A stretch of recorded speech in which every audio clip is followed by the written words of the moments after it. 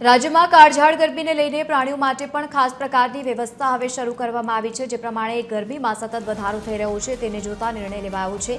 ગરમીને લઈને અમદાવાદ કાંકરિયા ઝૂમાં કુલરની વ્યવસ્થા કરવામાં આવી છે। ઝૂમાં કેટલીક જગ્યાઓ પર ગ્રીન નેટ પણ લગાવવામાં આવી છે। પ્રાણીઓને ગરમી ન લાગે તે માટે પાણીનો છંટકાવ પણ કરવામાં આવ્યો।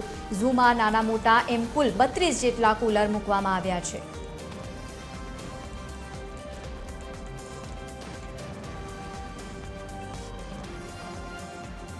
વધુ માહિતી સાથે સંવાદદાતા મોનિકા રાજપૂત જોડાયા છે કાંકરિયા ઝૂથી। મોનિકા, કેવો માહોલ અને કેવી તૈયારીઓ ત્યાં ખાસ કરીને પ્રાણીઓ માટે કરવામાં આવી છે ઝૂમાં?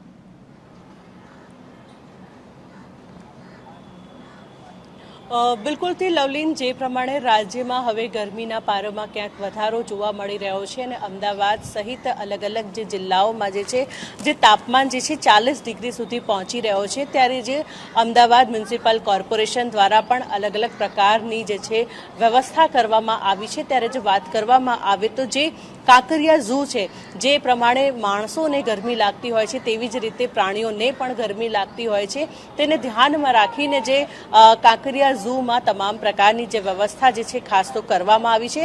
હાલ આપ દ્રશ્યોમાં જોઈ શકો છો કે જે પ્રાણીઓ જે છે તેઓ માટે ખાસ તો જે કુલરો જે છે એ મૂકવામાં આવ્યા છે। નાના મોટા કરીને જે 32 જેટલા કુલરો જે છે આ કાંકરિયા ઝૂની અંતર્ગત મૂકવામાં આવ્યા છે। તેની સાથે સાથે જે પક્ષીઓ છે તેના માટે જે છે પાણીનો છંટકાવ જે છે બપોર દરમિયાન કરવામાં આવતું હોય છે। એની સાથે જ જે કાંકરિયા ઝૂમાં જે લોકો ચાલતા હોય છે તેના માટે જે છે ખાસ તો ગ્રીન નેટ પણ લગાડવાની જે વ્યવસ્થા કરવામાં આવી છે।